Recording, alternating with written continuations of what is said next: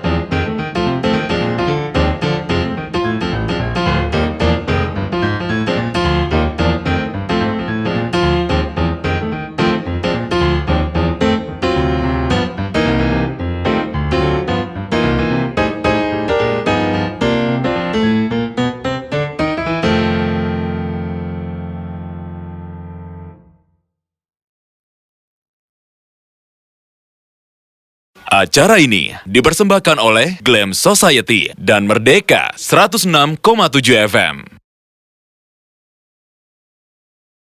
Follow us at Merdeka FM.